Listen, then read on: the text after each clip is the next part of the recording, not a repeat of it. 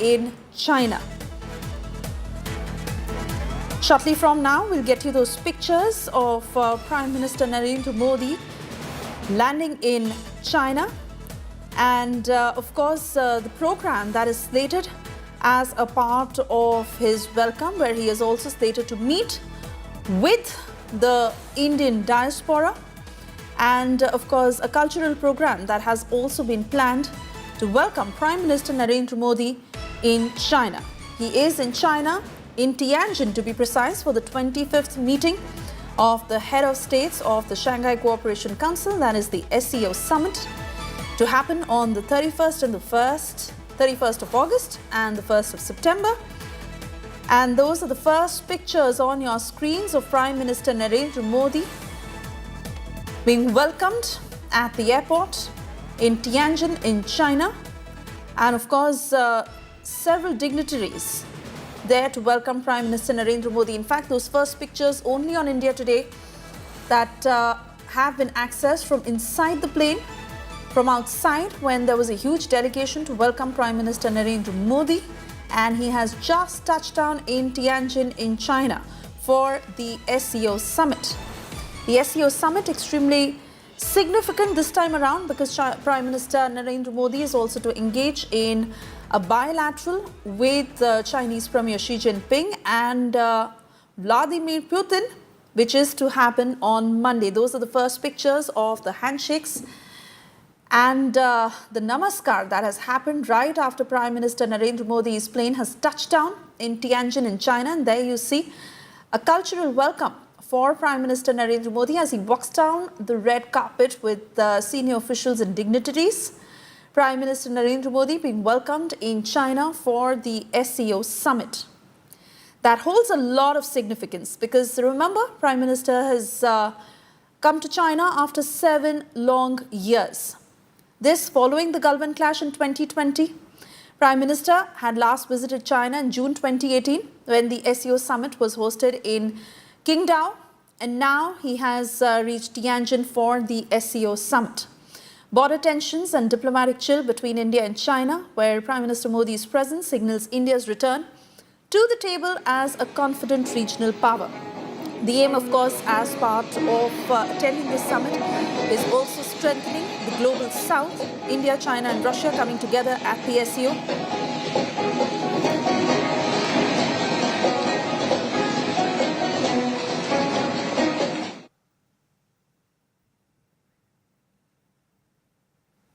And we stay with those pictures, the first pictures that have been accessed by India Today. In fact, the only channel to get you pictures from inside the plane. And right there, Prime Minister Narendra Modi walking down the red carpet as he has been welcomed by several senior officials and dignitaries at the airport. He has landed in Tianjin for the SCO summit, and all eyes on what will be the outcome of the 2 big bilaterals that make it as a part of this visit. Prime Minister Narendra Modi to meet with Xi Jinping, and the day after that, he is also to engage in a bilateral with Vladimir Putin. Remember, all this is happening amid the tariff conflict that the world is witnessing, and this particular visit that holds a lot of significance because the aim is also to strengthen the global south, India, China, Russia coming together at the SCO, reflecting a strong shift with Western powers imposing tariffs and pushing unilateral agendas. India's participation shows its commitment to building coalitions that challenge outdated global hierarchies. Trade and economic leverage, of course, is the other big target to achieve because this summit may open avenues for India, a better market access and stronger regional connectivity. Prime Minister Narendra Modi's presence that adds a lot of weight to India's economic concerns and aspirations. And of course, India is looking at a diplomatic reset with China. This is Prime Minister Modi's first visit to China in over 7 years. And this has come after a lot of groundwork in order to ease tensions, visa resumptions, reopening pilgrimage routes and revived border talks. So all this makes for a chance for both the countries to rebuild trust. Prime Minister Narendra Modi in China as we stay with those first pictures. And I also want to cut across to my colleague Gaurav Sawant, who has been reporting live from Tianjin. Gaurav, the moment we've all been waiting for, Prime Minister's touchdown in Tianjin. He walks down the red carpet and the cultural welcome that he receives. landing here in Tianjin, China. And of course, Very crucial visit of Prime Minister Narendra Modi to Tianjin, China, his first in 7 years, and very important from the point of view of a multilateral visit. You remember, this is the 25th Shanghai Cooperation Organization summit. The Prime Minister here to be a part of a visit where India-China relations, they are on a mend. However, this isn't a bilateral visit in the sense of a bilateral visit in terms of the entire focus being between India and China. The focus here will remain multilateral. The Prime Minister's interactions, of course, with the Chinese President Xi Jinping, from what sources tell us, are likely to be at least 40 minutes long. He will also be having a meeting with the Russian President Vladimir Putin and with several other leaders from Central Asian republics. So this is a crucial visit when it comes to a very important regional grouping or a Eurasian grouping, the Shanghai Cooperation Organization. However, do we see much moving forward on the bilateral front between India and China? Well, there are some steps that have already been taken. There are some more steps that are likely to be taken. But a major breakthrough in India-China relations, in a summit-level meeting, perhaps we will have to wait longer for that.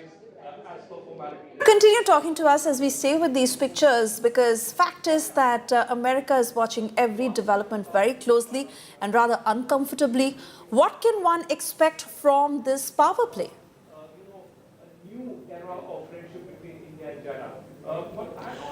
On the world stage, this power play is being watched very closely by the Western countries, because many analysts in the West have argued that President Donald Trump has pushed India closer towards Russia and China, something that America was desperately trying for the past 25 years. That should not happen. We were reporting the Pokhran nuclear tests, the sanctions that America had imposed on India in 1999, the Kargil war, then the lifting of those sanctions gradually, and the improvement of India-US relationship over 25 long years. When baby steps were taken, next step in strategic partnership, to the civil nuclear deal, to every government in India and in America, whether it was a BJP government or a Congress government or a BJP government again, or the Republicans and the Democrats in the United States, there was heavy investment in India-US relationship. There's something that India was very proud of, as were the Americans, that India had bipartisan support in the US Congress, as it still does to a large extent. However, Donald Trump 2.0 saw all of that being thrown out of the window, with Donald Trump not just imposing sanctions, imposing tariffs on the world, including on allies and friends like India, but also 25% penalty or sanctions, as the White House spokesperson Caroline Leavitt called it, on India for buying Russian oil. And America perhaps expected India to buckle under pressure, and India did not, because India very clearly stated to the world that it was the Biden administration that had urged India to buy more oil. Prime Minister Narendra Modi stood tall at a time when you had European Union leaders, the leadership in several other parts of Asia, that was virtually kowtowing to the Americans. India did not. This is something that China is watching. This is something that Russia is watching. And this is where perhaps every country sees an opportunity for their personal gains. So in every country seeing some personal gains, is it possible for mutual gains also to happen? Now, India does not want great relations with America at the cost of China, or great relations with the China at the cost of America. And this is the diplomatic tightrope rope walk that India is doing, because India has constantly wanted better relations with every country, and which is what explains our multi-aligned policy. However, with China, you had whether Doklam in 2017 or Galwan in 2020, a relationship nosedive. Again, there's something that we've been covering very extensively. The 2014 visit of Chinese President Xi Jinping to India, to Ahmedabad, where there was a lot of warmth from the Indian side, and you had then Chinese incursions taking place simultaneously. However, the two countries were trying to negotiate relationship. Now, right now, when you look at the situation, what Prime Minister Narendra Modi is also attempting to do is to reduce the trade imbalance. $100 billion, $99.2 billion in China's favor. And India wants to, reduce that trade imbalance, export more to Chinese market. China wants India to open the Indian market even further, but then India wants, more access to the Chinese market and, of course, stability at the borders, because India has made one point very clear: peace and tranquility at the borders is a prerequisite for this relationship to moving forward.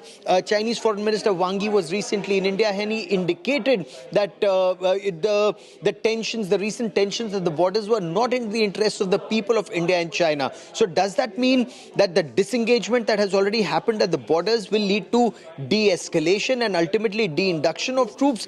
De-induction may be a long way off, but perhaps de-escalation is something that the two sides can work on. It will be done at the level of the special representatives on the boundary, at the level of the External Affairs Minister, and also at the level of Foreign Ministry and Defense Ministry level dialogue. So multiple level of dialogues are currently underway. This visit of the Prime Minister is more a multilateral visit, not a bilateral visit, point one. And point two, the apprehension in the West that there will be RIC summit, Russia, India, China, on the same plane. That's not happening, is what sources tell India today. We are still waiting for an official confirmation on that. But, there needs to be a lot more groundwork before a summit can happen. And that groundwork still hasn't happened, is what sources tell India today. Right, Gaurav, I request you to stay on with us. Shweta Singh is also joining us from Tianjin. Shweta, quickly coming to you to get a sense of what one can expect as far as the Modi-Xi bilateral is concerned. That is to happen tomorrow. What's on the agenda? Well, if we specifically want to talk about the agenda, there's no agenda as such that is being shared by either of the two sides. And definitely there are indications that it is not to be seen as a bilateral, but as prime ministers meeting with the host nation of a multilateral platform. But since India and China have been moving ahead as far as defense concerns remain, or as far as trade talks go, as far as connectivity is concerned, we could imagine that something positive, at least the beginning of something positive, could come out of it. All right, Shweta, stay on with us. I want to come back to Gaurav because Gaurav, while you talk about the trade aspect, and we will harp on that in greater detail, but the border situation is something I'm wanting to understand more. Prime Minister Narendra Modi's visit coming after 7 years, how is this to impact the situation at the LAC, and how much of that will figure as part of the bilateral that is to happen between India and China? Most importantly, can there be a realistic reset of ties between the two nations when it comes to the border situation?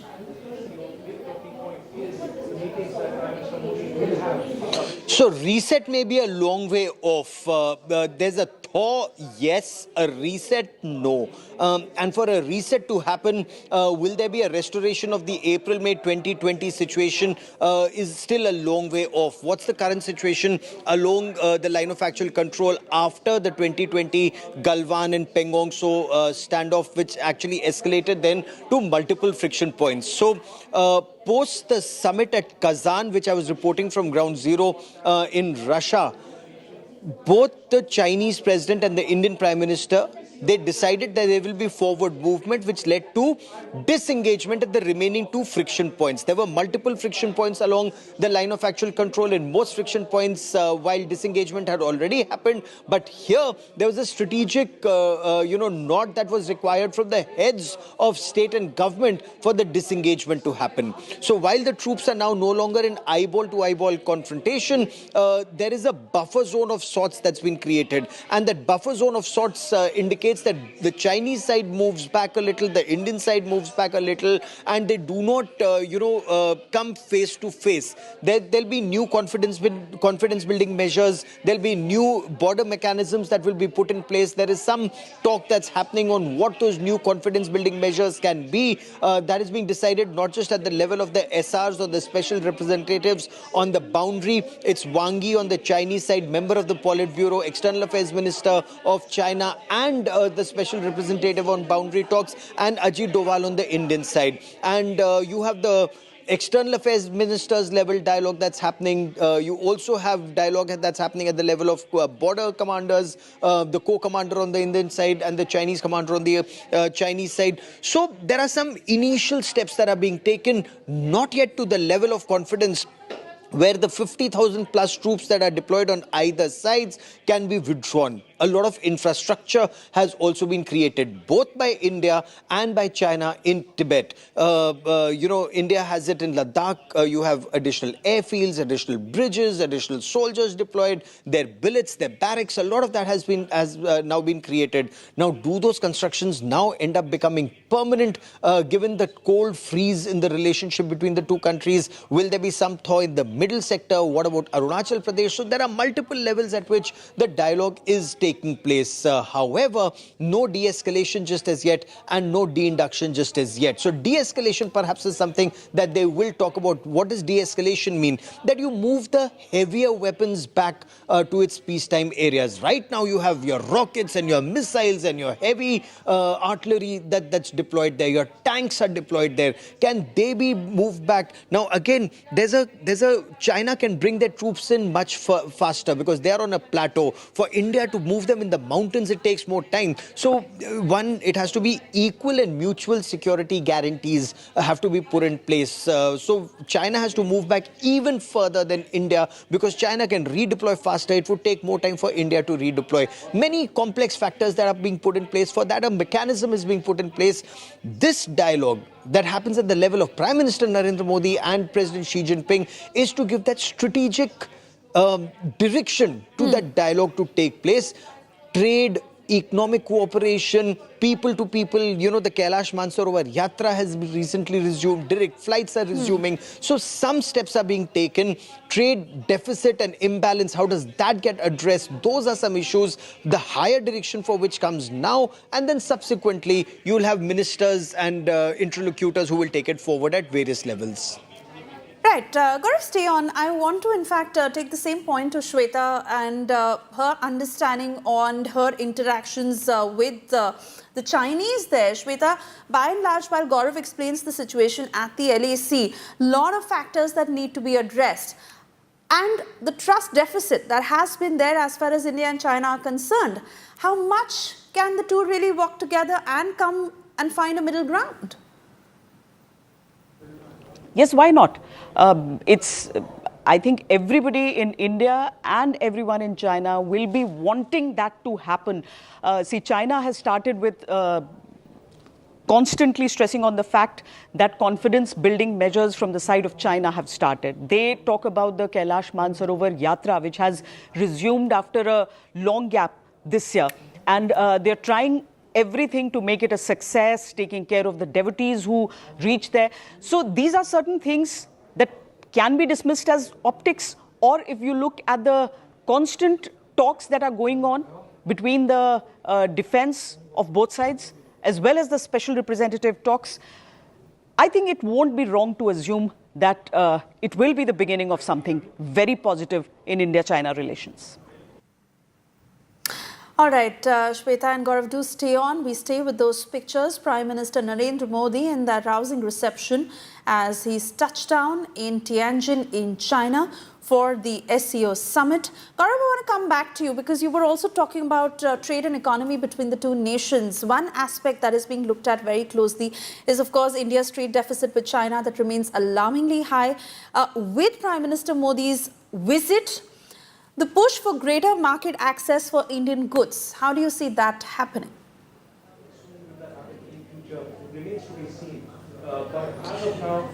So far it's actually been in the past, it's almost like, banging your head against that China wall.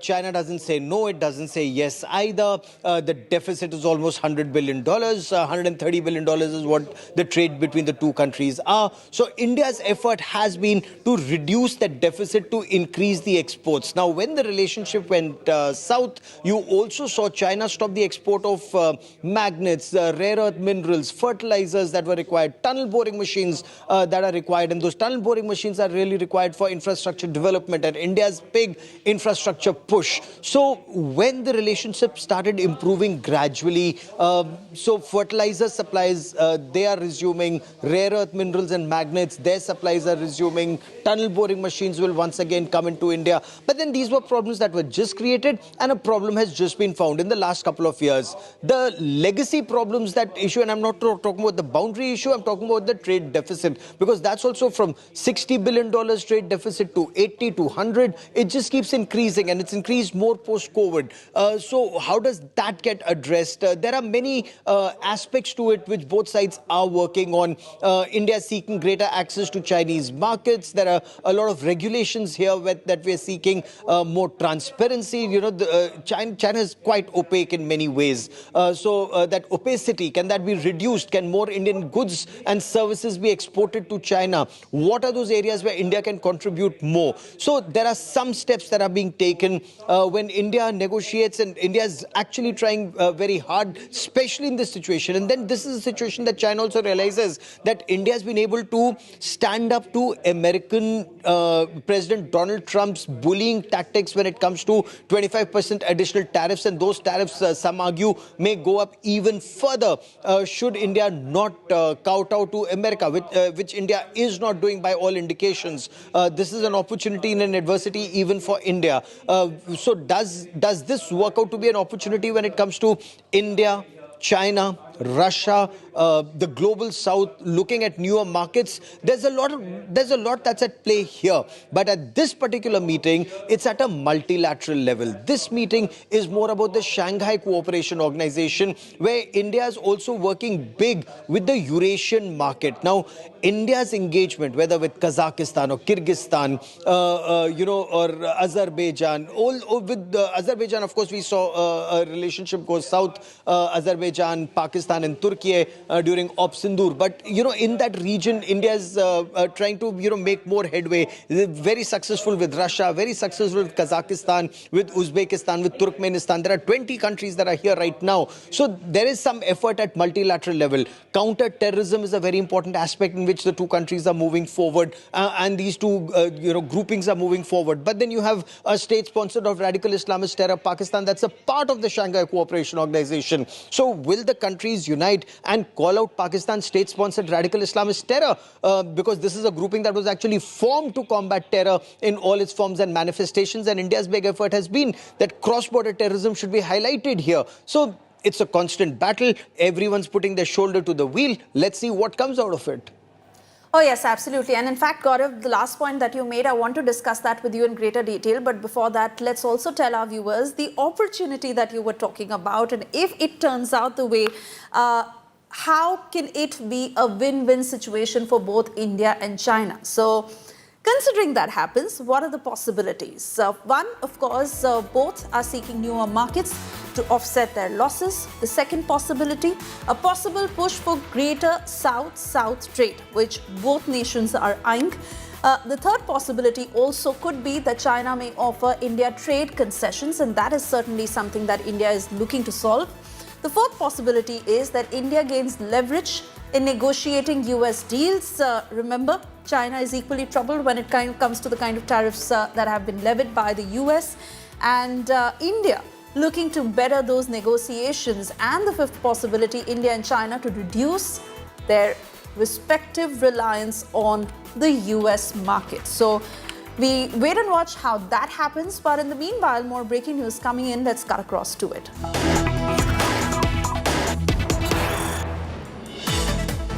We're learning of how China plans a military parade post the SCO summit. China's military parade that is being planned in Beijing. Pakistan Prime Minister Shehbaz Sharif will also witness this parade, is the information coming in. Pakistan Prime Minister is all set to witness the Gala military parade that will happen in Beijing. Shehbaz Sharif, Xi Jinping are also set to launch CPEC 2.0. Soon after the 25th SCO summit, China will be organizing a massive military parade to Beijing to celebrate the 80th anniversary of the Chinese People's War of Resistance. Pakistan Prime Minister Shehbaz Sharif will be witnessing the gala military parade being held on the 3rd of September 2025 in Beijing. Pakistan Prime Minister will in Beijing for his state visit to China after participating in the SCO summit in Tianjin. President Xi Jinping and Prime Minister Sharif of Pakistan will jointly launch CPEC 2.0. SCO summit will be the first international event where both Indian and Pakistani prime ministers are participating at this event. Gaurav, I want to come back to you to get details on the military parade and most importantly Pakistan's presence at the SCO summit. Shehbaz Sharif is there. We all understand how concerning China and Pakistan's closeness is, especially when it comes to CPEC and its implications. Well, CPEC or China-Pakistan Economic Corridor, India's reservations with the Belt and Road Initiative was that it's a violation of India's territorial integrity, and India remains firm on that stance. It passes through Gilgit and Baltistan, which is an integral part of India, in illegal Pakistani occupation. That's point one. Point two, China planned to put in or invest about $60 billion in the China-Pakistan Economic Corridor. It's invested over $30 billion. However, most analysts argue that China hasn't got any returns on its investment. What is worse, a large number of Chinese engineers and workers have been killed by terrorists in Pakistan, and the fact that there's been large-scale corruption in Pakistan. There's a lot of that money that Pakistani generals and political leaders, they've taken Chinese money, invested it overseas, whether in the Middle East or in Europe or in Canada and America, and built empires for themselves. The people of Pakistan are poor and the people of China have suffered. So that is something that China is very upset about.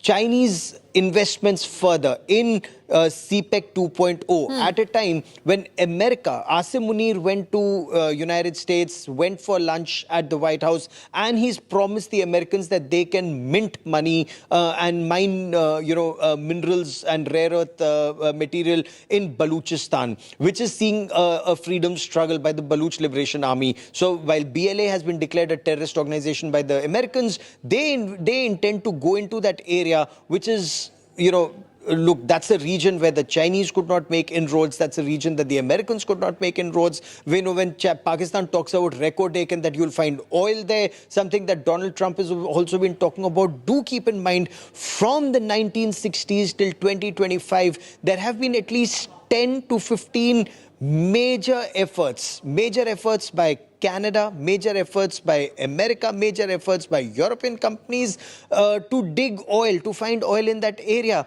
None succeeded, none. And yet, there is this thing that if oil is found in that region, Pakistan will become a super rich country and that they will have billions of dollars. But that's a dream that Asim Munir and before that Ziaul Haq and before that several other Pakistani leaders, they were selling that dream to the world and to Pakistan. Now America, Donald Trump has brought into that dream. He wants to invest, or Saudi Arabia and America want to invest more in Baluchistan. China, we are told, is very upset about it. Now, this is coming from analysts.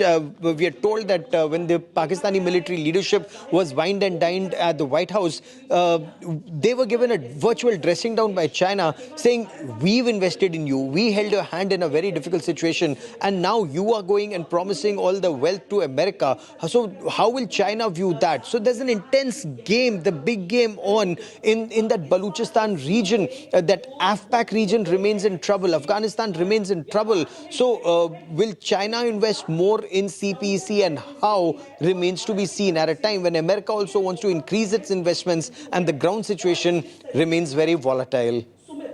Gaurav, I request you to stay on with us as we also keep our focus on the current developments underway in Tianjin, especially as cultural groups in China are eager to welcome Prime Minister Narendra Modi. Let's listen into some of those voices.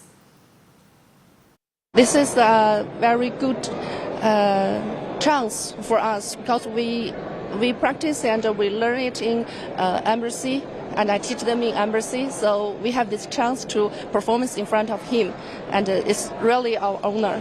My name is Jin Shanshan. I got the Indian name Isha. My team and I are going to perform Bharatanatyam today to welcome PM Modi. I learned Santur for almost 5 or 6 years from Pandit Bhajan Sopoli here and Pandit Abai Rustam Sopoli. And I am the 10th generation of Sopoli Sufiana Galala of Kashmir.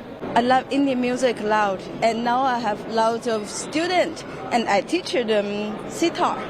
I hope more and more people knows about Indian music and love it.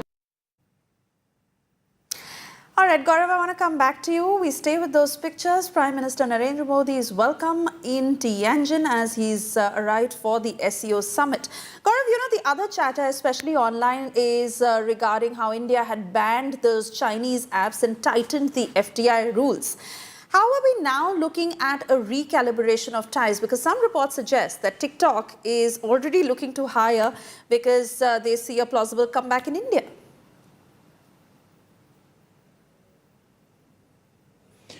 Well, that is something where India has been backpedaling, and that is something where India, it had banned the Chinese apps, found them to be a threat to India's security, had argued very vociferously why those apps needed to be banned. But right now, when you're looking at improving ties with China once again, given that changing geopolitical equations, so are you looking at, which is the relationship that you need to balance more? So there is a recalibration that is currently underway. If the relationship with America goes down even further, some indications are that unless Donald Trump sees the light of day, he would want to perhaps impose additional sanctions on India. And that would have a direct impact on various sectors, whether it's gems and jewelry. Again, that's something which is very labor intensive, or textile, which is extremely labor intensive. And these are some of the areas where the impact would be maximum. So is there a way that India can then mitigate the challenge or mitigate the threat that comes from there? And this is where that you will have to then loosen, the restrictions elsewhere to ensure that India's efforts, now with the 4th largest economy, aspiring to be the 3rd largest economy by between 2027 and 2030. So when you aspire to be the 3rd largest economy, will you then need more access and then in turn have to give more access to China? Now, it is always a very complex give and take. What happens then is a decision that the government will have to take given the situation. At the same time, do keep in mind, India remains very heavily invested in negotiating with Donald Trump and his administration. India has constantly, not one word against Donald Trump from the Indian government, not one word, despite Donald Trump calling Indian economy a dead economy, or his leaders, saying that it's Modi's war. It's clearly not Modi's war in Ukraine. India is neither the largest importer of oil. The largest importer of oil, as you well know, is China. India is not even the largest importer of gas, which is European Union. And yet you have Peter Navarro and others, who will call it Modi's war. So you notice that, one, this shows India's rising stature globally, that what India does impacts the world. Two, the world expects India to take bigger steps, but then should we be subservient to the Americans and take steps that will serve the American interest? Or is Prime Minister Narendra Modi responsible for the welfare of the people of India and take steps that will benefit the Indian people first? So there is this very complex jockeying that's happening. And if you were to draw a parallel, you're right in midst of that Chakravyu. There's a global Chakravyu that's been put in place.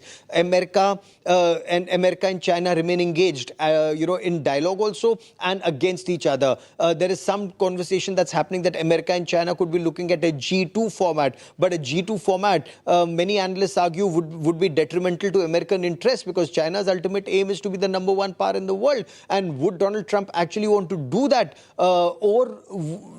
For the past 27 years, India was seen as the pivot to the American policy in Asia's pivot, and India was the key pivot in the Indo-Pacific region. Now, Donald Trump, in his first tenure, wanted to encourage it. In his second tenure, will he continue to encourage it, or will he take a step back? And what happens to the Quad summit, which is scheduled to happen in India later this year? We're also expecting the Russian president to visit India at the end of the year, sometimes in December. The Russian president will be in India. Prime Minister would be meeting the Russian President day after tomorrow. So there is so much that's happening in the world right now that you notice complex geopolitics, complex strategies being made. At the same time, India trying to ensure that we come out on top and are subservient neither to the West nor to the East. Absolutely, Gaurav, and I'd also like to tell you that we have with us on the broadcast Wu Li. He's a CGTN reporter. He is present at the SCO Media Center, reporting from Tianjin.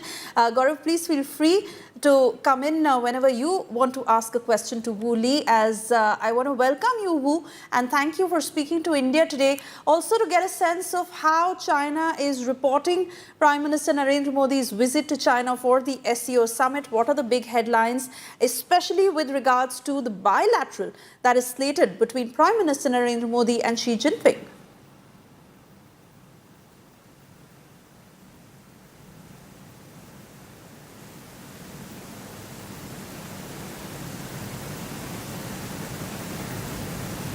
Wu, are you able to hear me?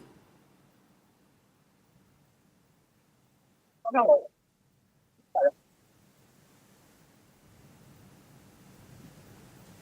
All right, not too sure if Wu can hear me. We'll try and reconnect that line with him, Gaurav, to get a sense of how this entire visit is being reported by the Chinese, because we understand how tight-knit that is, especially when it comes to China's version on many of these bilateral issues.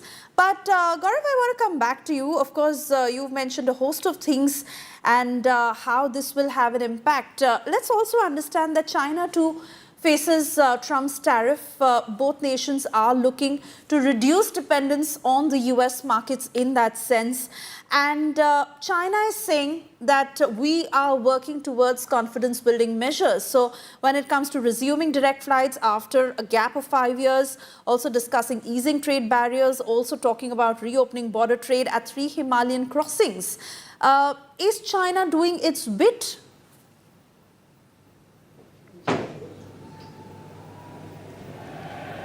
So I just want you to know, news just coming in. Prime Minister Narendra Modi has just arrived at that hotel where he's staying here in Tianjin. It's called the Wanda Hotel, and the Indian diaspora, they've traveled from across the length and breadth of China. And increasingly, if you notice, the business community, there are a large number of Indian businessmen who are working in China. They've come here in large numbers to meet Prime Minister Narendra Modi. You hear chants of Bharat Mata Ki Jai. In a moment, we will show you those visuals on your television screen. Because of strict security, because this is the SCO summit, because you have more than 10 heads of state and government who are already in Tianjin, security is so tight that, private television channels, only the Chinese state television and the host country state television, they're the only two networks that are permitted. But the people who have come here, I can hear chants of Bharat Mata Ki Jai and Vande Mataram as Prime Minister Narendra Modi is welcomed in. Chinese citizens, Chinese are very close to India civilizationally. So whether, it is a visit to Bodh Gaya in Bihar, where they feel this spiritual and civilizational connect to Bhagwan Gautam Buddha, and it's not just the Tibetans, even across China, when you talk to them, they want to visit Bodh Gaya, they want to visit Sarnath, they want to visit, Lama Yuru, they want to visit other parts of our country. So civilizationally, India and China have been very close. Yes. Spiritually, they've been close. Tourism-wise, Chinese love coming to India. So when you look at these images, civilizationally, they want to connect a little more with India. Trade-wise, the two countries remain connected. People-to-people ties have always remained warm. Except, of course, you've had friction at the borders, which is very, very unfortunate. And that's something that leaves a bad taste in the mouth when you talk about otherwise a very beautiful relationship. Gaurav, I request you to stay on with us. We are also waiting for those pictures to come from the hotel where the Indian diaspora is getting a chance to interact with Prime Minister Narendra Modi. In the meanwhile, I'm being told that Wu Li is back with us, that connection that has been re-established. Wu, Thank you for speaking to India today. I believe you can hear me this time around, Wu. Really wanting to get a sense from you on how China is looking at Prime Minister Narendra Modi's visit to the SCO summit with regards to the bilateral that is planned between Prime Minister Narendra Modi and Xi Jinping. What are the big headlines in China? Exactly. Thank you for having me. We are now in the media center. As you can see, many journalists are working here to wait for the grand opening of this, Shanghai Cooperation Organization summit to be held from August the 31st to September the 1st. And actually, as you mentioned, Prime Minister Modi has just arrived in Tianjin. And this is his second attendance to the SCO after the 2018 SCO summit, which was held in Tianjin. And now it's also his first visit into China in 7 years. And actually, Prime Minister Modi met with Chinese President Xi Jinping last year in Kazakhstan. The two leaders have reaffirmed that two nations should focus on bilateral relations, boost economic ties, and cultural exchanges. Now, this SCO provides a very great platform for both countries and also its SCO member states, observer states, as well as global partners. We know the India and China have been the member states of SCO and also the BRICS organization, and also the two countries have been a member of the G20 organization. That through these kind of platforms, the two countries are aiming to boost their bilateral ties and boost economic connectivity, and especially the cultural and people-to-people exchanges. So over the next 2 days, these global leaders are expected to sign and approve a Tianjin Declaration, which will focus on the SCO development, especially for the next 10 years, because we know the SCO has been built in 2001. It has been around for 24 years. And what's next for the next 10 years, especially when it comes to security, as well as economic connectivity, multilateralism, and international collaboration. Especially today, China, India, and both two of the largest developing countries in the world. And the world is facing many challenges, including unilateralism, tariff, and protectionism. You know, Wuli, you're at that media center, and it's quite a grand media center that's been built here.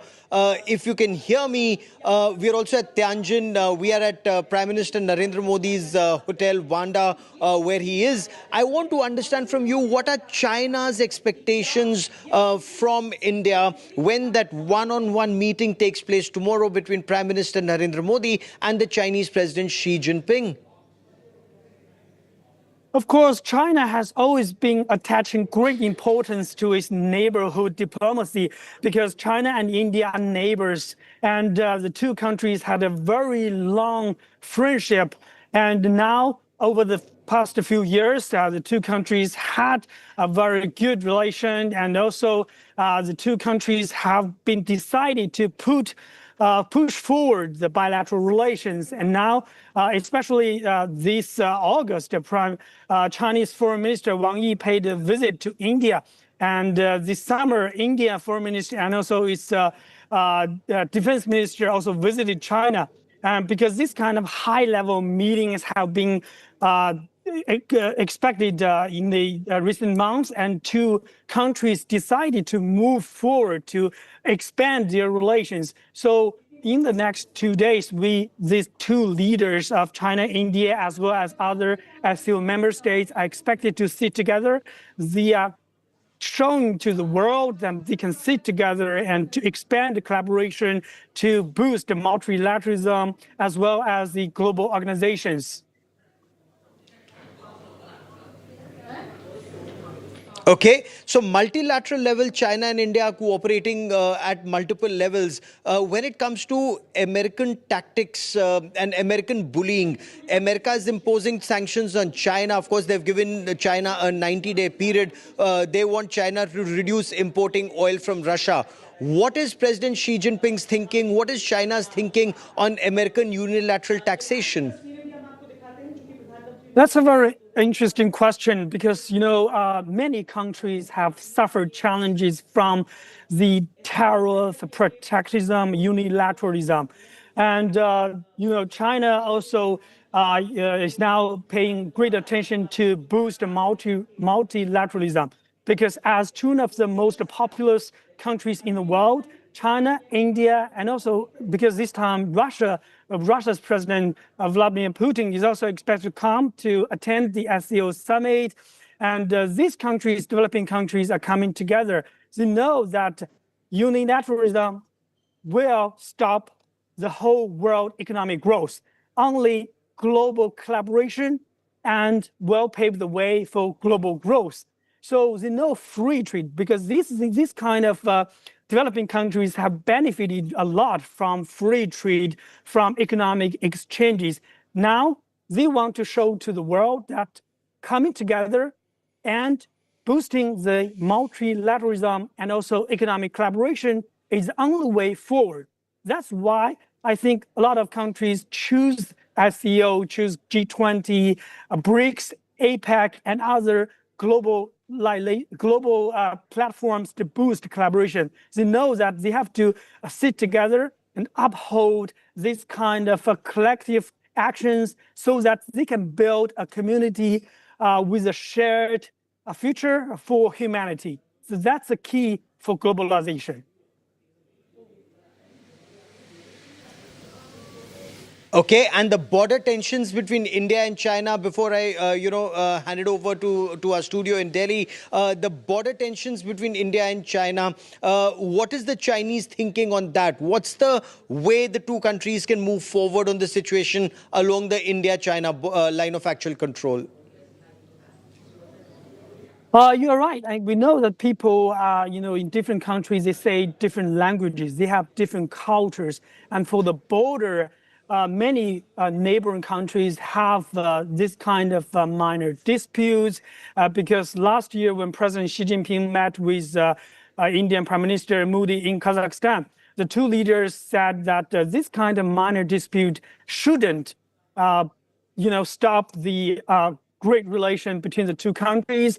And after that, the two foreign ministers, as well as border disputes, they have set up a special mechanism called high-level exchange, for this kind of border disputes. So representatives from the two countries are now coming together. They sit together and they talk and they negotiate and they want to settle this kind of disagreements. They want to show to the world that this kind of minor disputes will not affect the bilateral relations. So from the top level, from the foreign ministry and defense and other high-level ministries, we can see that the minor disputes have now been handled carefully. And now the two countries want to move forward. They want to focus on international, collaboration, economic connectivity, and people-to-people exchanges.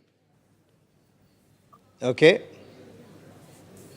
Very interesting, Wooly, for joining me here with your perspective. Wooly of the CGTN for joining us here on India Today. Many thanks. So the situation, as you noticed, from the Chinese perspective, improved relationship, economic cooperation, greater access to Indian markets. From the Indian side, the point remains peace and tranquility at the borders essential for the relationship to move forward, and greater access to Chinese markets for Indian goods, reduce that trade imbalance that hurts India so drastically. Right. Will there be forward movement on these very critical aspects? We stay on this big story, but for the moment, over to you in the studio, because that's one way that we can actually think about whether there is forward movement or this is just intense jockeying that's taking place.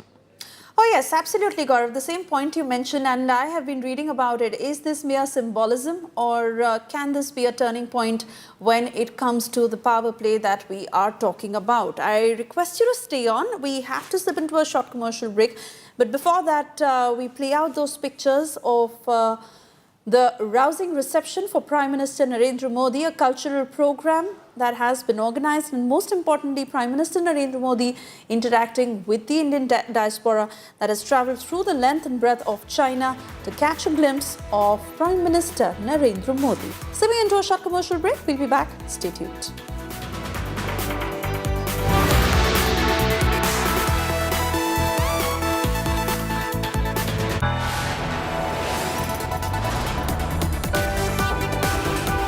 You are watching India Today.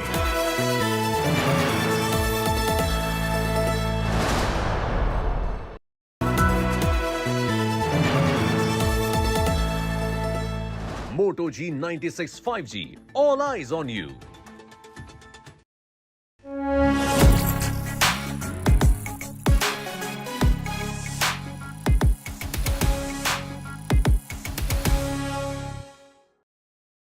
All eyes on you. How has he seen it all? Gotta have some spin, never blending, dripping in, dripping like so clean. Moto G96 5G. All eyes on you. Hello, Moto. Moto G96. Get ready for the big NDA versus India grudge match, days before the big Bihar battle. This is the 46th India Today Mood of the Nation, the Sea Voter Survey, when it talks about the Prime Minister's popularity. Time for the ultimate national mood check, mood of the nation.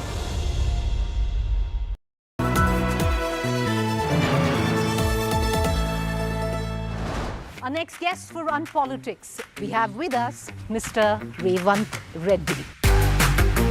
Cliches agar bolen to you don't carry the weight of your legacy, you have created your own legacy. What will you say to those who say that you are a political mercenary and you don't have a core political ideology? आपको वैसे DK Shiv Kumar ji को तो याद है, आपको भी RSS anthem तो याद होगा. Chandrababu Naidu is too senior.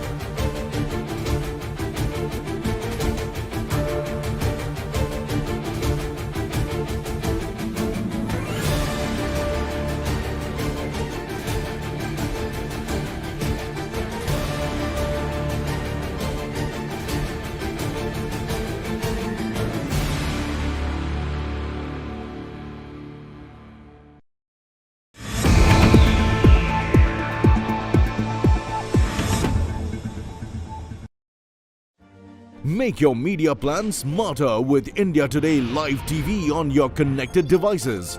Amplify your brand with 100 million smart internet viewers. To advertise, mail us at sales@aajtak.com. Make your media plan smarter with India Today Live TV on your connected devices.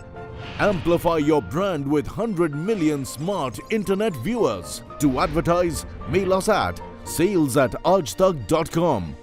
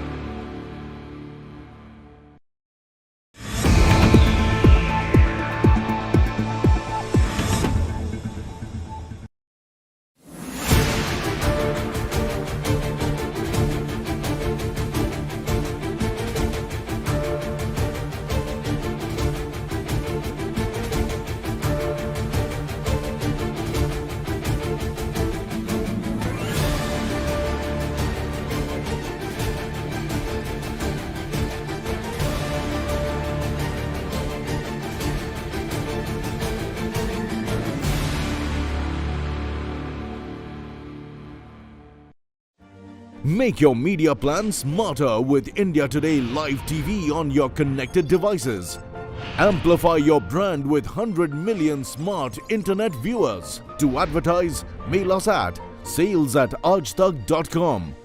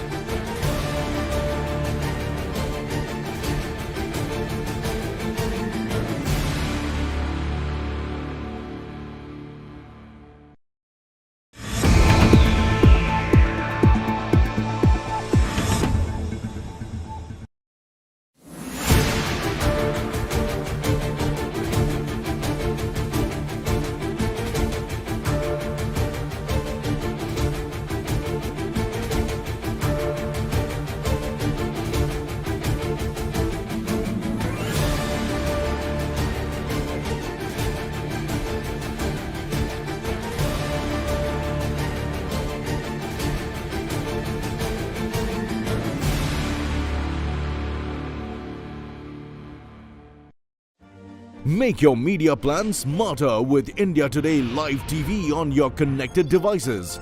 Amplify your brand with 100 million smart internet viewers. To advertise, mail us at sales@aajtak.com.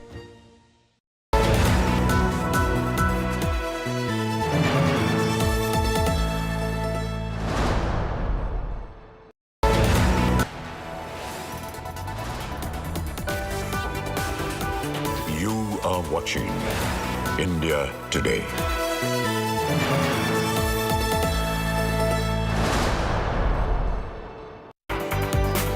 Thank you for staying with India Today. I'm Suesha Samant and our non-stop rolling coverage on Prime Minister Narendra Modi's visit to China for the SCO summit. Shortly from now, I'll be joined by my colleague Gaurav Samant, who reports live from Tianjin. Before that, a quick check of the headlines we're tracking. Prime Minister Modi lands in China after 7 long years for the SCO summit. Prime Minister Modi to hold bilateral with Chinese Premier Xi Jinping tomorrow and Russian President Putin on Tuesday.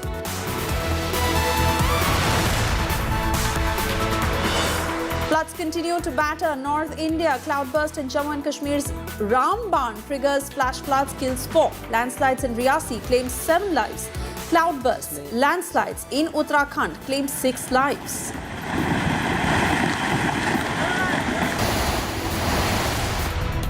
SP Chief Akhilesh Yadav joins Vote Adhikar rally in Bihar's Saran. Akhilesh slams BJP, says BJP robbing votes in Bihar.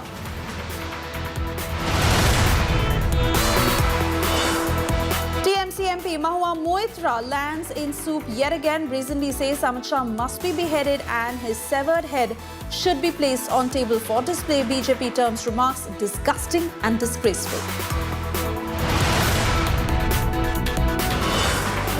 Big blow to Trump's tariff war. US appeals court says most of Trump's tariffs are illegal.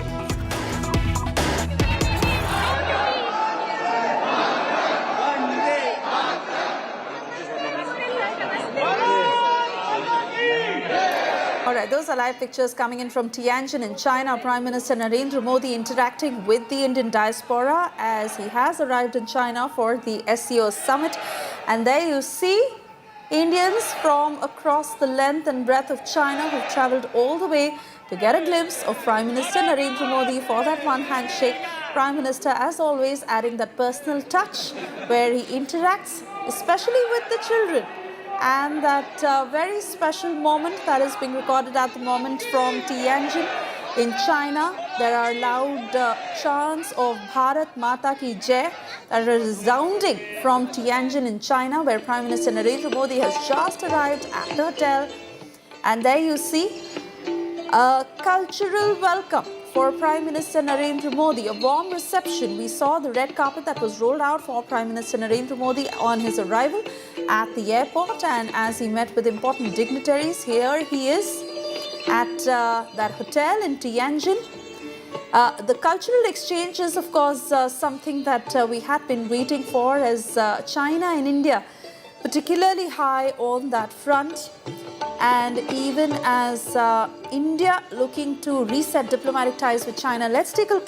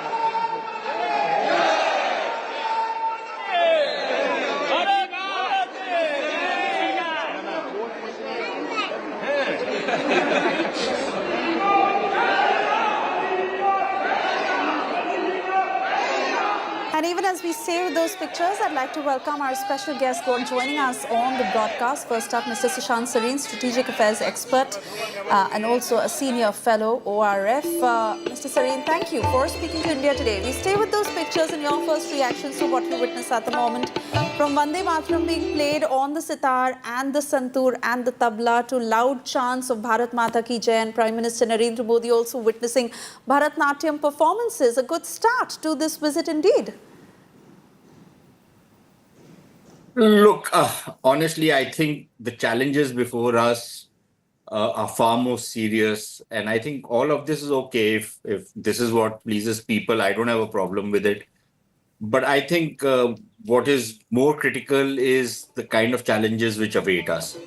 There is a diplomatic reset taking place, not just between India and China, but also between India and the United States. There are huge headwinds headed our way, some of it already buffeting us. And I think the kind of flux there is in international affairs is worse today than what it was maybe 5 or 6 months back. So look, if it pleases people to see these cultural, expressions, it's good for them. As far as I am concerned, I would look for the more substantive conversations that are likely to take place over the next day or two. And I think that is what is of greater interest to me, because we've seen these scenes plenty of times in the past. And really, let's face it, it doesn't add up too much. We've seen, even in the Western countries, we've seen the diaspora in the United States, doing Howdy Modi and everything. But when push comes to shove, most of those people have gone into their holes and not come out, except for a few people. Nobody has bothered to, pick up cudgels on behalf of India. So these things which we are seeing today, these scenes, I take them with a pinch of salt. And frankly, I don't take them seriously. I'm not impressed by them. I'm afraid that violates other people's sensibilities just too bad. Right, then we get down to business and talk about what's really expected out of the big bilateral to happen between Modi and Xi Jinping, because it is his first visit after 7 years after the Galwan clash, and lots that is at the stake when it comes to the LAC situation, whether there can be a realistic reset of trust between India and China, when it comes to India's trade deficit with China, and most importantly, the tariff conflict that the globe is witnessing, and both India and China at the receiving end. How do you really witness what the outcome can be? Look, my own sense is, and I could be completely wrong, but I think there is a kind of opportunity which has come about. Till about 5 years back, we used to say that perhaps the Chinese president has done everybody a favor by waking up the rest of the world to, the kind of the looming Chinese presence, especially when the Chinese were indulging in what was often referred to as wolf warrior diplomacy. And we used to, blame it on the Chinese. Today, I think India and China, if at all they are headed towards a rapprochement, some kind of normalization, perhaps settling many of their differences, I think we can blame it on Donald Trump and the crazy crowd he has gathered around him in Washington, D.C.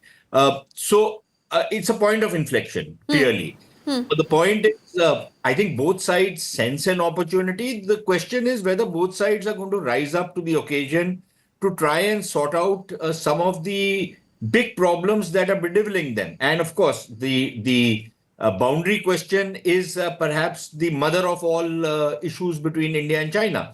If you can get that out of the way, and there is willingness on both sides to get into a negotiation with a give and take approach, and you get that out of the way, then I think all the other problems, and there will be plenty of other problems between India and China, are much more easily tackled. The trade deficit, again, we can make a big deal out of it, but as long as market access your market access is not blocked, if we are running a deficit of trade with China, we will make surpluses elsewhere. That was the globalization model. Now, of course, if the Americans are going to dismantle that globalization model of running deficits with one country and running surpluses with other countries, then we will be in a new kind of a scenario, and we'll have to traverse that particular thing. But for now, if I'm running a deficit with China, of course, the deficit with China is just too much. But it helps me have surpluses with other countries. I don't see anything wrong with it. So there will be other issues between India and China. But I think there is a point which has come where maybe we should start looking at the boundary question. Now, we've tried to tackle this issue in the past. The Chinese proposed certain things way back during, if I'm not mistaken, during Deng Xiaoping's time. At that point of time, India was not ready. Subsequently, India made certain offers. The Chinese were not ready. In 2014, Mr. Modi wanted, he was very keen for some kind of a boundary settlement, but the Chinese were not ready to bite. I think both sides have received their comeuppance over the last couple of decades. And again, an opportunity has presented itself. Can we rise to the occasion? I don't know. But if we can, and we can try and sort this thing out, then I suppose that we will be in a better place to tackle some of the emerging challenges that are headed our way. And quite clearly, the United States and the kind of craziness which we are seeing in Washington, D.C., the fact that you have the Europeans who don't know whether they want to assert themselves or they simply want to follow the lead of the United States. You have an entire global south which is in a flux, doesn't know which way to look at. So I think in these circumstances, if India and China can settle or manage their problems, I think the both will be better off for it. But we'll have to wait and see what comes out of this particular meeting. I'm not saying everything will be settled in this one meeting. Right. It could give some sense of direction to how the two countries are likely to approach their relationship. And of course, then there is going to be the Russia issue, which is again quite critical. And then, a lot of people are looking at not BRICS, but RICS, Russia, India, China. So let us see how that plays out. Surely would want to discuss that with you in greater detail. Also wanting to welcome Ambassador Venu Rajamoni. He's a former diplomat. He joins us on the broadcast. Thank you for talking to India today. In fact, shortly from now, my colleague Gaurav Sawant will also join in from Tianjin as he reports live. But before that, for our viewers who are just tuning in, we give you a glimpse of the pictures that are coming in at this moment. Yes, that rousing reception for Prime Minister Narendra Modi. There you see at the hotel where the Indian diaspora got a chance to interact, catch a glimpse of Prime Minister Narendra Modi. As always, Prime Minister Narendra Modi adding that personal touch. There you see Vande Mataram played on the sitar, sarod and the tabla by the Chinese.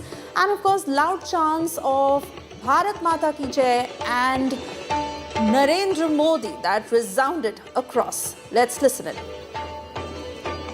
My name is Hari, and I'm very proud that we see Modi ji and then we can get a blessing from Modi ji. I'm very excited to see Modi ji, but I shake hands with him and I also touch his feet and he also give me blessing. Yeah, I'm same with my brother.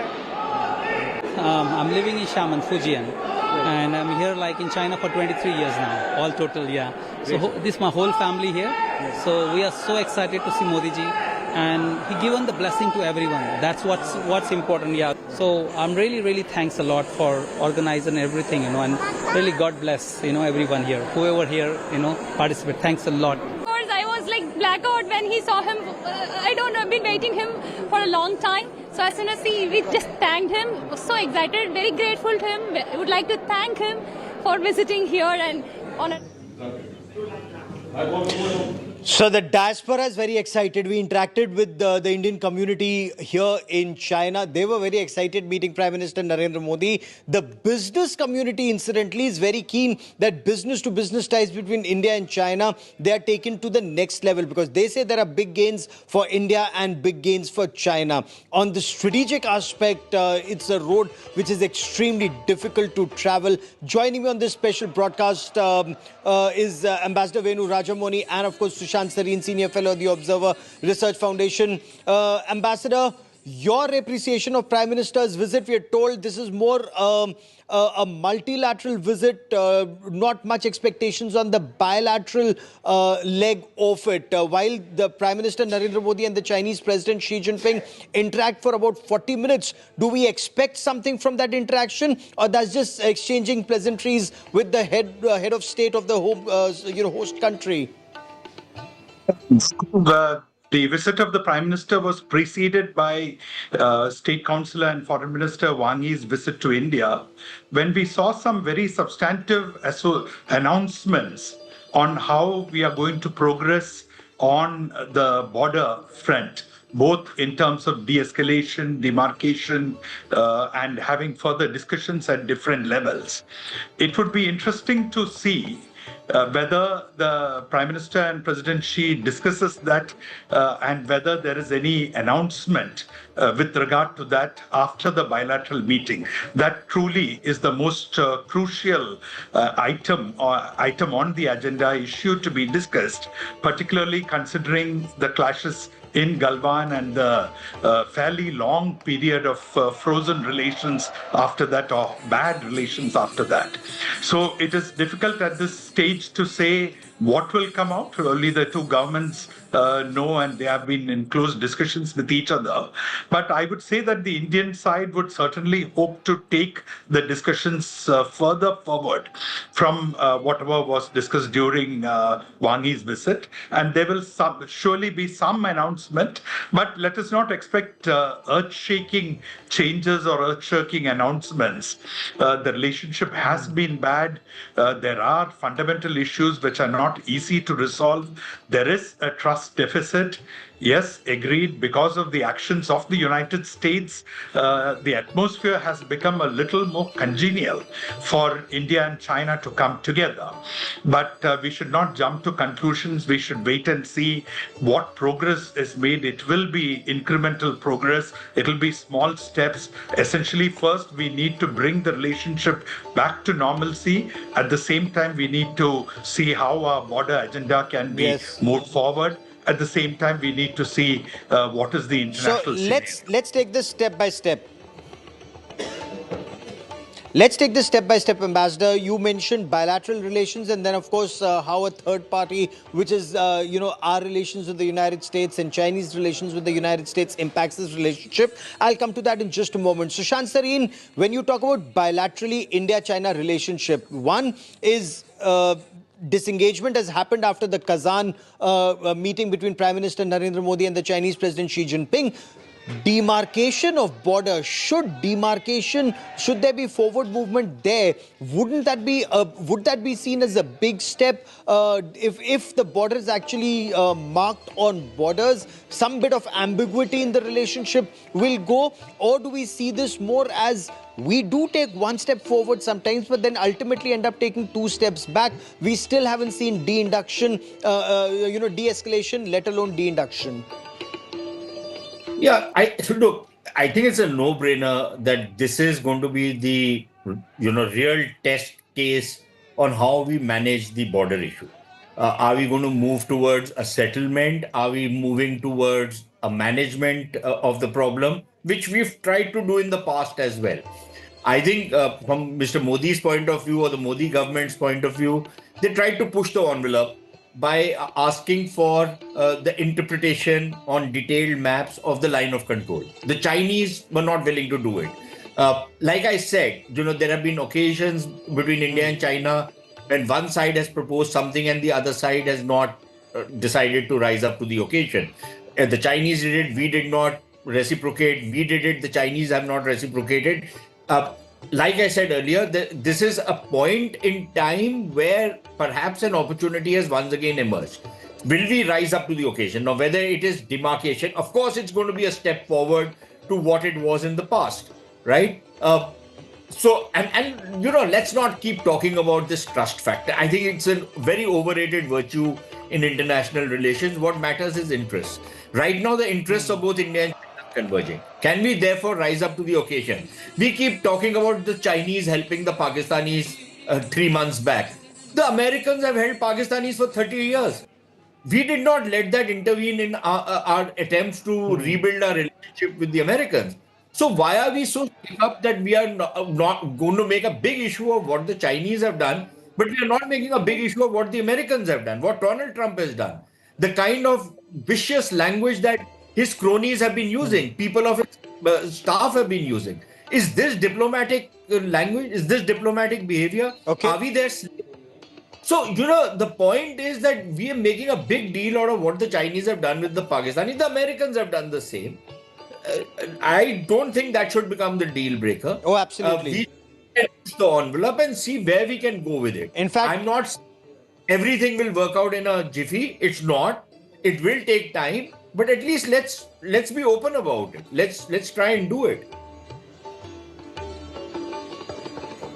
Okay. In fact, Americans giving F-16s to Pakistan in the past and then upgrading those F-16s has been a major bone of contention between India and Pakistan, as has Chinese giving them not just the J-10Cs but also the PL-15s, long-range air-to-air missiles and their entire air defense system post Balakot airstrikes. But Ambassador, if I could come back to you on the, on the point that Sushant Sareen raised, that you were raising in the past about a very crucial time in the relationship between the two countries, impacted more because of the actions of a third party, which is the United States of America. Will China and India use this as an opportunity to come closer, or in your appreciation, would China see this as an opportunity that America and India are not the best of friends? This perhaps may be a time where they would want to extract more out of India, considering they may think we are vulnerable, or they've seen how we've stood up to the Americans and may look at it as an attempt to bring us onto the, on a more even keel in global equation. How do you see this pan out? I would say that we should not jump to long-term conclusions based on short-term recent events. Whether it is the US, whether it's China, both are extremely important for India. With both, we need to stand firm when it comes to our interests. We need to articulate our interests clearly, and wherever our interests are affected, they appear to be set back because of the actions of the other country, we must have the strength to say no and stand firm, stand on our own feet. At the same time, we need to engage with both. We do not gain anything by making enemies of both.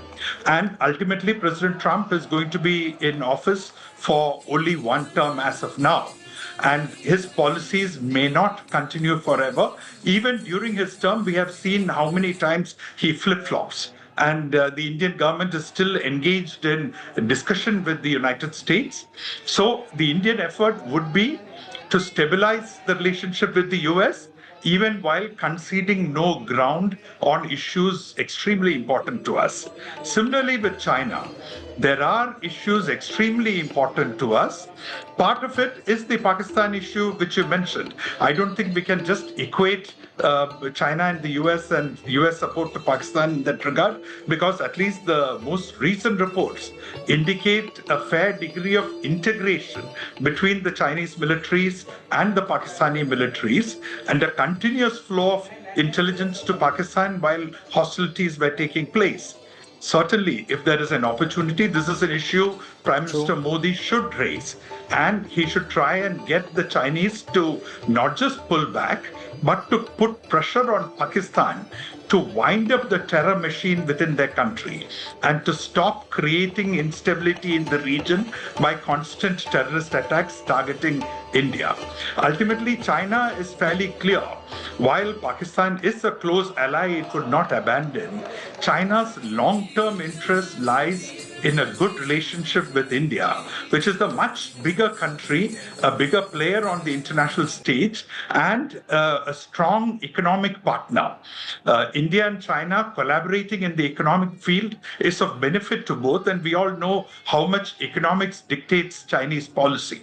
So I would say that for India, whether it is China, whether it is the US, the policy approach clearly is stand your ground on vital issues, yet try and make progress wherever you can. Let us not make enemies of them.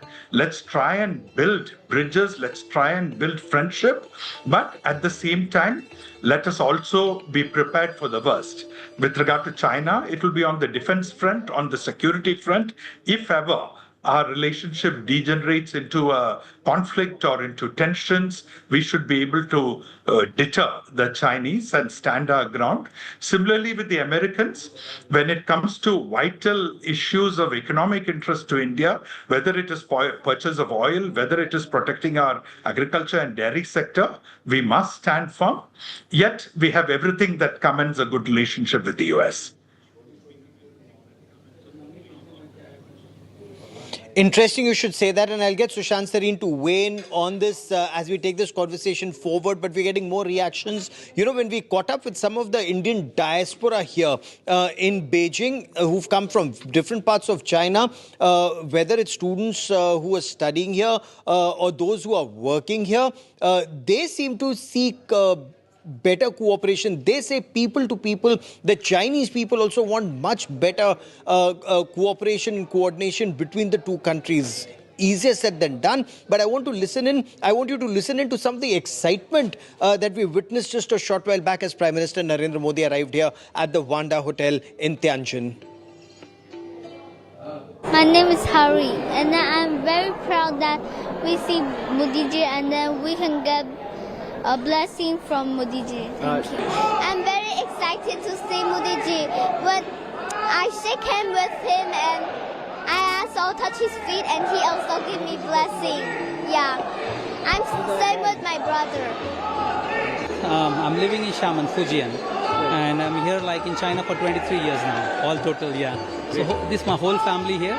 So we are so excited to see Modi ji, and he given the blessing to everyone. That's what's important, yeah. So I'm really thanks a lot for organizing everything, you know. And of course, I was like blackout when he saw him. I don't know, I've been waiting him for a long time. So as soon as it was very good, interacting with the Prime Minister. What did you say to him? No, we just said that we've been waiting for you for quite a long because, obviously China is very big and people travel across. A lot of people have come in. There was excitement all around. And you know how popular our Prime Minister is and the kind of work that he's doing for the country. Looking forward, it was his visit after 7 years and very excited. He's very popular in China. He's so excited and I think we do our best. And I think Prime Minister, he liked our music, classical music.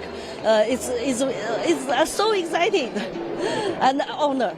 Thank you. Thankful. So whether it's the Sarod or the Santoor or Bharatnatyam, Chinese artists, Chinese nationals learning to play Indian classical instruments or Indian classical dance, Bharatnatyam, Kuchipudi, Odissi, we saw all of it here. We heard, Vande Mataram also being played here. But I want to bring in Sushant Sareen. Beyond the optics, Sushant Sareen, while people to people we hear the resumption of the Kailash Mansarovar Yatra or the direct flights between India and China, how do you take this relationship forward if that disengagement does not lead to either de-escalation or de-induction ultimately, or the borders remain tense? Or is there merit in the Chinese saying, let a future generation deal with the borders, keep the borders calm, but move forward economically? No, I don't think you can, I don't necessarily buy what the Chinese argument is. Look, it's not as though that has not been tried. In fact, after the normalization with China took place, that was exactly what we were trying to do. We were trying to manage this issue. We were trying to come up with protocols and, various agreements on how the border management is going to take place, how we are not going to do anything aggressive on the borders. But what does it take to change that whole thing? All that it took is that you sent in, you were doing an exercise and then you tried to encroach further into India. And that was not the first time it happened in 2020. It has happened in the past as well. So it's a better thing to have. And I think the Chinese also have this saying that tall fences make for good neighbors. So let's get the fence in place, right? Let's decide what is our part and what's theirs. Now, I'm not saying that's going to be easy, but I think that will lead to a lot of other problems getting sorted out.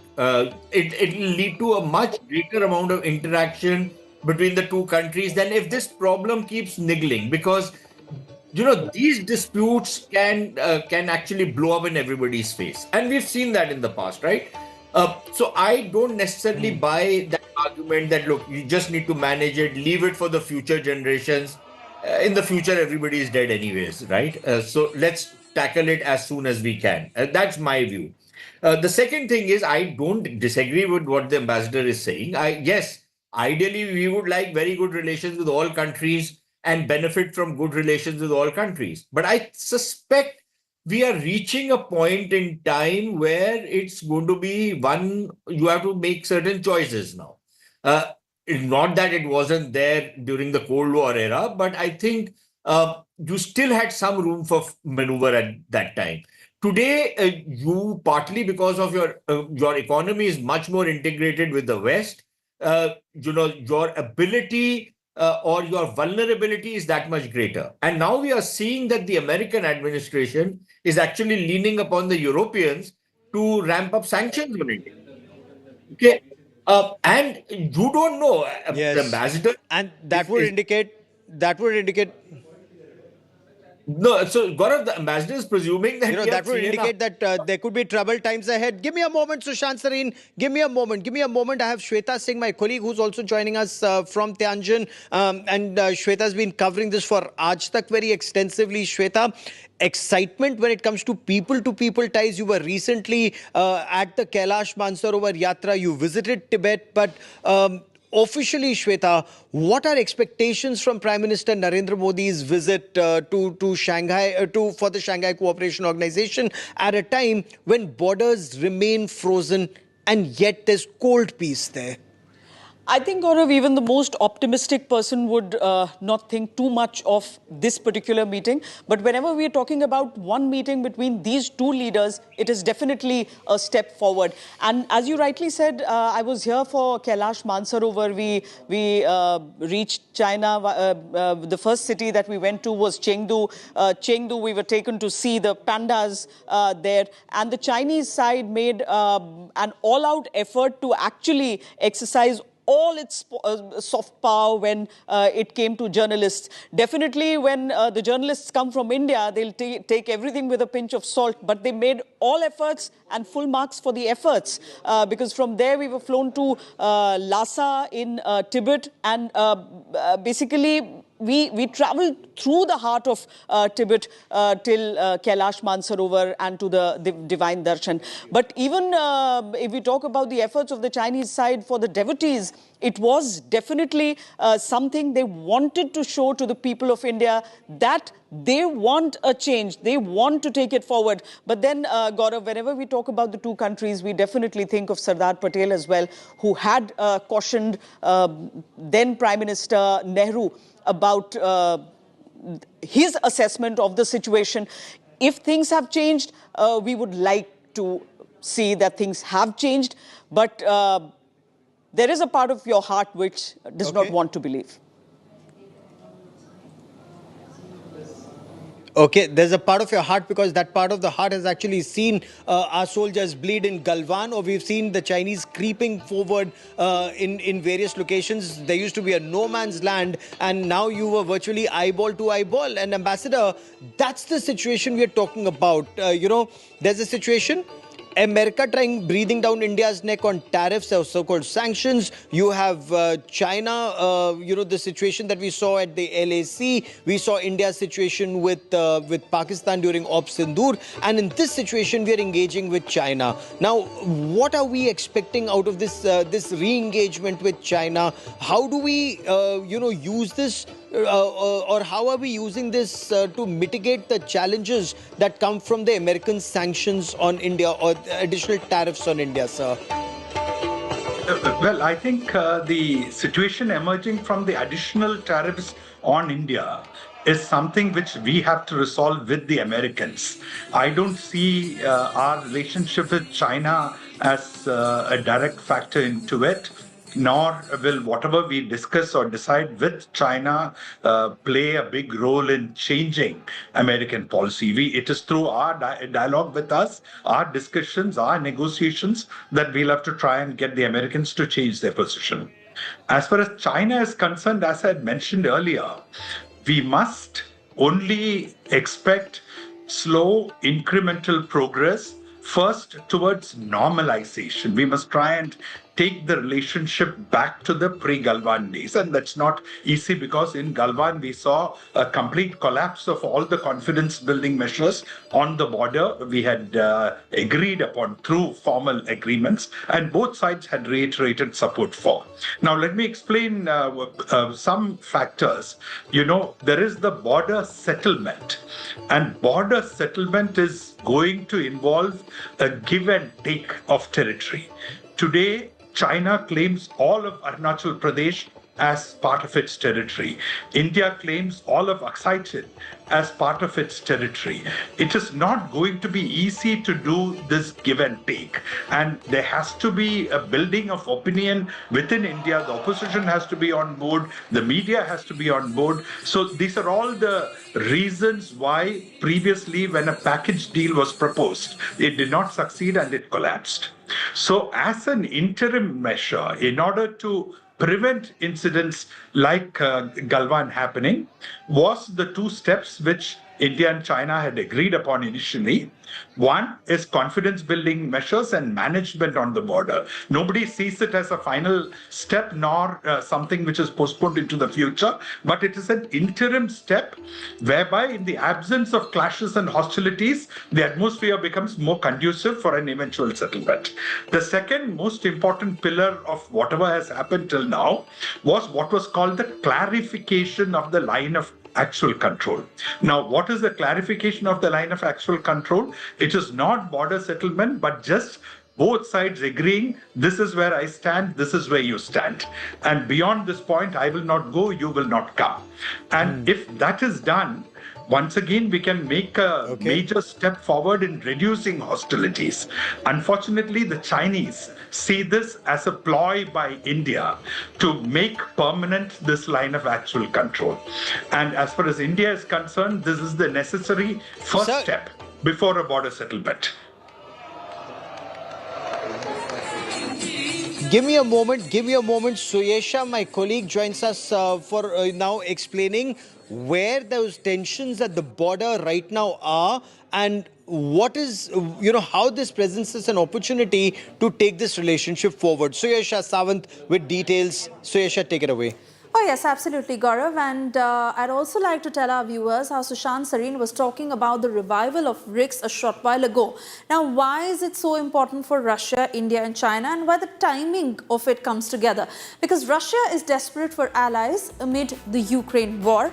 China, on the other hand, is seeking economic opportunity, and India seeks flexibility amid tariff blows. So like we have been saying, that the timing is such that it suits the interests of Russia, China and India if this grouping really happens and grows. But where is the thin line and what could really be an obstacle? Yes, the trust factor when it comes to India and China, especially after the Galwan clash in 2020, where our soldiers had taken the hit, and of course we had caused more damage on the other side. But facts still remain that despite the fact that it was discussed that confidence building measures would really take that on both sides, that did not happen. And of course, rare earth curbs from China that threaten India's EV sector could certainly be the other thought.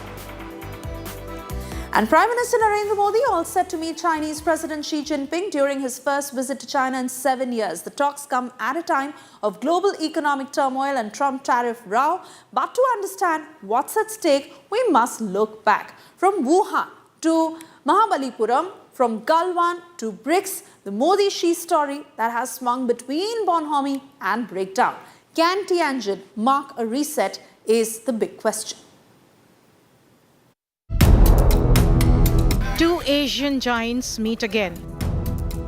Prime Minister Narendra Modi and Chinese President Xi Jinping will hold talks in Tianjin on August 31st. This is Prime Minister Modi's first visit to China since the Galwan clash of 2020, which pushed bilateral ties to their lowest in decades. But this is not the first time the two leaders have sought to reset relations. In 2019, Xi Jinping traveled to the historic coastal town of Mamallapuram for the second India-China informal summit. Images of Modi and Xi visiting ancient monuments send strong optics of civilizational bonding.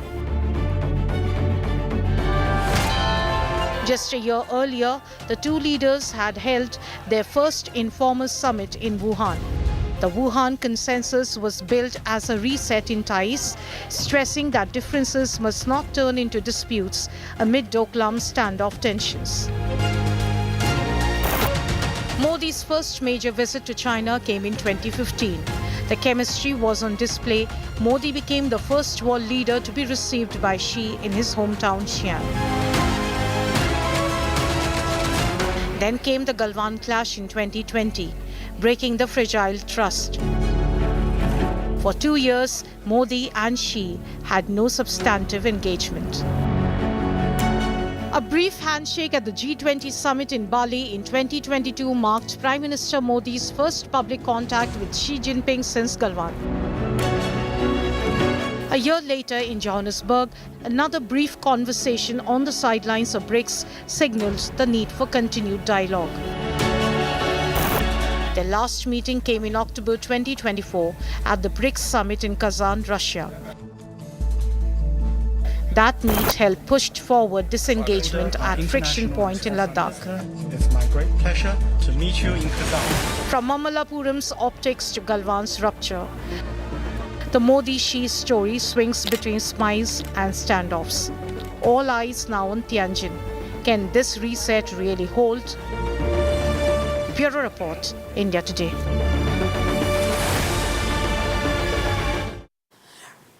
Remember, the West is watching very, very carefully and rather uncomfortably. But why is it that the SCO poses a challenge to US dominance? Share in global GDP based on PPP, where SCO members constitute 34.2%, that is of the United States, 14.8% share comes to the others. Now, the global population, as far as SCO members are concerned, 42.4% is where the United States stand, and 4.3% is the rest. SCO members that include China, India, Russia, Iran, Pakistan, Kazakhstan, Uzbekistan, Belarus, Kyrgyzstan, and Tajikistan. Now, I'd like to also take this question to our guest back, Sushant Sareen, who continues to stay with us on the broadcast. Your view, and I believe you want to make a point there, all right. Your view on what you expect as far as this power play is concerned, because the US certainly watching this grouping very closely. Yeah, so look, it could play out, it could play out in unpredictable ways as well. One way of looking at it is that, look, there's a constant balance of power act which is under play. The fact that we were looking at a quad kind of an arrangement was balance of power. The fact that the Chinese look at Pakistan is to balance India. So there is always a balance of power which is at play. The question is that if the American, and given the capriciousness in Washington right now, and the way these guys react, they're hardly called rational actors anymore. The fact that they see India, China, and Russia get together, even if informally, for some kind of confabulations, how will that play out in DC? Will that mean that they back off from putting pressure on us? Or will, the crazies around Trump provoke him into saying that virtually declare war on India? You are already treating India as enemy number one in many ways. You declare war on India. So you put pressure on the Europeans to sanction India. You do whatever else you can do to show these damn Indians that they're getting too big for their boots. You can't put that past the MAGA crowd, right? And the one point of my disagreement with Ambassador Moni is that, we are thinking that Trump is here for 3.5 years. But the forces that Trump has unleashed in the United States, we don't know whether they have actually managed to capture a large part of the American imagination. I can't rule it out. But how do we know that someone Trumpian will not succeed him 3.5 years from now? So how long are we going to continue to hedge our bets and say that, okay, fine, there will be a new change in the United States and we'll have, a certain amount of moderation coming back in US policy, and we will have the United States a more predictable kind of a player, which we had in the past, coming back in the future. We can't say that with any degree of certainty anymore. Not that we can say that about China, not that we can say that about any other country, right? So my own belief is that ideally we should become powerful enough ourselves that we don't have to look for balancing acts with other countries. But until that happens, we will have to do this kind of a diplomatic dance. We will have to, do this kind of balance of power kind of stuff which we are trying to do right now. We don't have too many options. That's my opinion, right? I don't represent the government. I don't make policy. But that's my opinion. That's the way I am looking at the strategic chessboard that India is facing right now. And yes, I think it's smart to try and reach out to the Chinese right now, but also let us not overestimate what will happen. Even if, supposing, for example, you get, some kind of a border settlement, and I'm using the word settlement loosely, in the sense that you manage to settle something along the border and you bring down tensions. The problem is also going to be the economic question. It's all very well to talk about GDP in per capita income, purchasing power parity terms, but that's not how international economics works. The fact of the matter is India's economy is very, very deeply integrated with Western economies. Just look at the trade figures between India and the United States, India and Europe, and India and other alliance partners or other partners of the United States and Europe. And it's very clear that, it doesn't measure up to whatever SCO brings to the table, whatever BRICS brings to the table. It just doesn't measure up. Right. So this create problems for us. So let's not also get ahead of ourselves in thinking that, okay, fine, if it's not the United States and Europe, we can have a new marketplace between, China, India, Russia, and some of the other BRICS countries and other countries. It's easier said than done. It's far more complicated and far more torturous path to take. But nobody, I think, can predict with any degree of certainty how things are going to unfold in the coming few months. Right. So, Shansari, the predictability factor that you talk about, and Ambassador Rajamani, I'd like your response to this, because who had expected Trump 2.0 will turn out like this? Rather, the insinuation at that time, I remember, was that, this will be very pro-India. And that has not really turned around.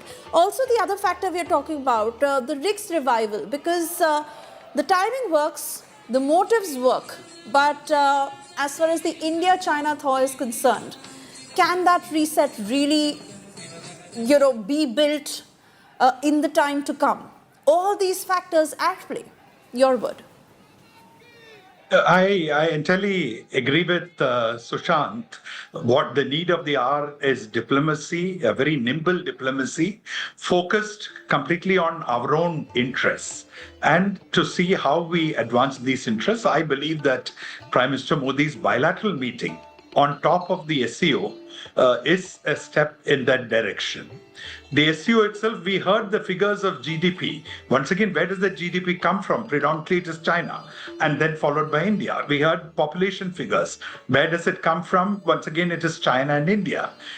Therefore, it is extremely important that we reset India-China relations to a level of normalcy, which increases our maneuvering ground. But it is not going to replace India's relations with the US or India's relations with the West. Shanghai Cooperation Organization originated as an anti-terrorism organization, keeping in view the Taliban and the Al-Qaeda elements in Afghanistan and the instability caused by many forces in Central Asia, which were targeting Central Asian countries as well as China in its western Xinjiang province. Russia, of course, has had its own history of problems in Chechnya.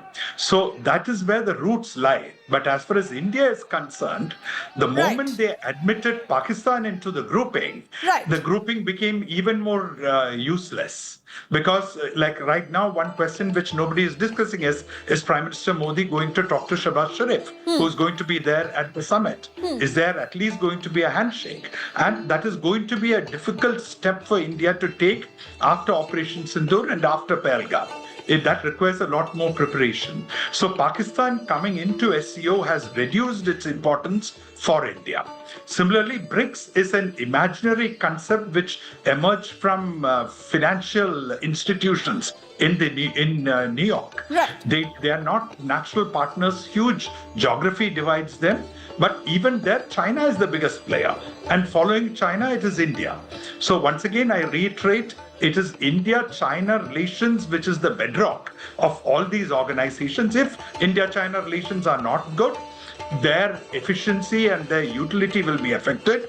If India and China can collaborate with each other, they can be strengthened and they will play a much larger role in the world as a counterbalance to many other things which is happening. Right. Gentlemen, I apologize, but we'll have to pause this discussion at the moment, given the paucity of time. However, we continue to keep our viewers ahead on every development coming in from Tianjin and, of course, get you the best voices to decode this big power play that is on at the moment in Tianjin in China. Stepping into a short break, stay tuned.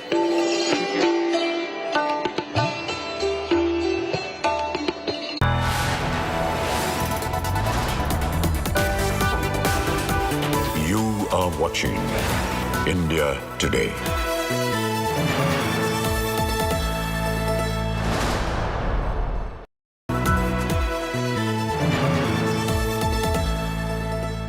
Moto G96 5G. All eyes on you. Hi, here are the top headlines presented by Motorola. PM Modi emplanes for China after Japan visit to attend SCO summit, grand show of strength by India alliance on last day of Voter Adhikar Yatra. US cancels visas of Palestinian president and 80 officials.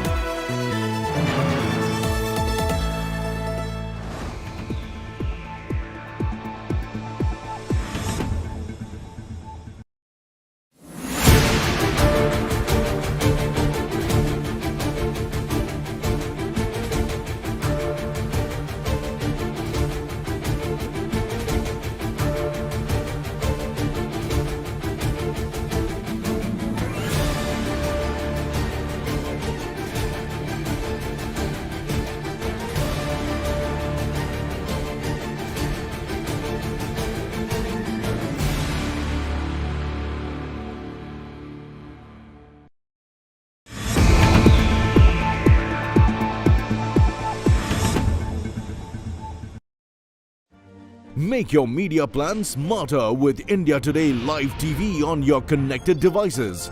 Amplify your brand with 100 million smart internet viewers. To advertise, mail us at sales@aajtak.com.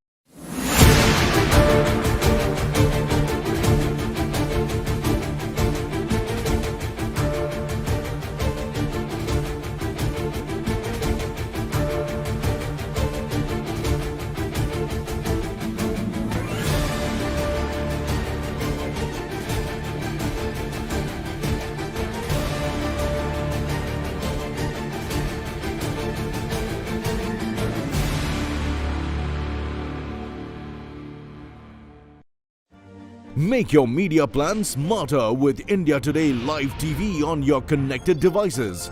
Amplify your brand with 100 million smart internet viewers. To advertise, mail us at sales@aajtak.com. Make your media plan smarter with India Today Live TV on your connected devices. Amplify your brand with 100 million smart internet viewers. To advertise, mail us at sales@aajtak.com.